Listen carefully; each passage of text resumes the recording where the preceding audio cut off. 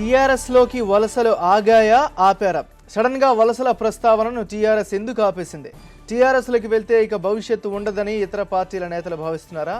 వలసలపై TRS లో ఏం జరుగుతుంది? మరిన్ని వివరాలు మా కరెస్పాండెంట్ నరసవరాను అడిగి తెలుసుకుందాం. నరసవరా, చెప్పండి. Good morning.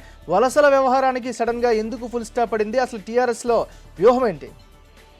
టీఆర్ఎస్ ప్రభుత్వం ఏర్పడిన తర్వాత భారీగా అధికార పార్టీలోకి వలసలు వచ్చాయి. ముఖ్యంగా కాంగ్రెస్, టీడీపీ పార్టీల నుంచి భారీగా ఎమ్మెల్యేలు, ఎమ్మెల్సీలు, ముఖ్య నేతలు సైతం జాయిన్ అయినా, అదేవిధంగా జెడ్పీ చైర్మన్లు కానీ మున్సిపల్ స్థాయి చైర్మన్లు కూడా జాయిన్ అయిన పరిస్థితి మనం చూసాం. దాదాపుగా ఒక నెల రోజుల పాటు కేవలం వలసలపైనే టీఆర్ఎస్ దృష్టి పెట్టింది. అయితే గత కొద్ది కాలంగా టీఆర్ఎస్ లో వలసల పైన కొంత తీవ్ర స్థాయిలో చర్చ జరుగుతుంది. వలసలను ప్రోత్సహించడం వల్ల మనం అనుకున్న లక్ష్యాన్ని నెరవేరుస్తున్నామా లేదా అనే అంశంపై చర్చ జరిగింది.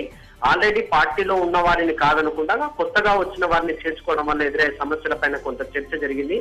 ఈ నేపథ్యంలోనే టీఆర్ఎస్ లో కొంత ఈ వలసల పైన కొంత చర్చ జరిగింది. మరోవైపు ఇతర పార్టీల నుంచి రావాలనుకుంటున్న నేతలు కూడా ప్రస్తుతం సడన్ గా కొంత డ్రాప్ అవుతున్నట్టుగా కనపడుతుంది. ముఖ్యంగా ఆ ప్రభుత్వ పనితీరుపై కొంత భిన్నమైన వాదనలు వస్తున్నాయి. అదేవిధంగా టీఆర్ఎస్ లో ఇతర పార్టీ నేతలు ఇమ్మడలేకపోతున్నారనే ప్రచారం కూడా జరుగుతున్న నేపథ్యంలో ఈ ఇతర పార్టీ నుంచి రావాలనుకుంటున్న నేతలు కూడా ప్రస్తుతం వేచి చూసే ధోరణి అవలంబిస్తున్నట్టుగా మనకు కనపడుతుంది. మొత్తానికి టీఆర్ఎస్ లో ఇప్పటికిప్పుడు మళ్ళీ వలసలు వచ్చే అవకాశం లేనట్టుగా మనకు సమాచారం అవుతుంది. కేసీఆర్ కూడా ప్రస్తుతానికి వలసల పైన కొంత ఫుల్ స్టాప్ పెట్టాలన్న ఆలోచనలో ఉన్నారు. గతంలో కూడా ఇదే అంశంపై చర్చ జరిగింది. వలసలను మనమే వ్యతిరేకించాము, ఇప్పుడు మళ్ళీ వలసలను ప్రోత్సహించడం ద్వారా కొంత రాజకీయం కూడా ఇబ్బందికరమైన పరిస్థితి వస్తుందన్న అంశాన్ని కేసీఆర్ భావిస్తున్నారు. మొన్న జరిగిన అసెంబ్లీ సమావేశంలో కూడా ఈ అంశం ఫిరాయింపులను స్వయంగా కేసీఆర్ ప్రోత్సహిస్తున్న అంశాన్ని తెరపైకి తెచ్చిన నేపథ్యంలో అధికార పార్టీ ప్రస్తుతానికి వలసల పైన కొంత ఫుల్ స్టాప్ పెట్టాలన్న ఆలోచనలోనే టీఆర్ఎస్ ఉన్నట్టుగా కనపడుతుంది. మున్సిపల్ ఎన్నికలు గ్రేటర్ హైదరాబాద్ సంబంధించి మున్సిపల్ ఎన్నికలు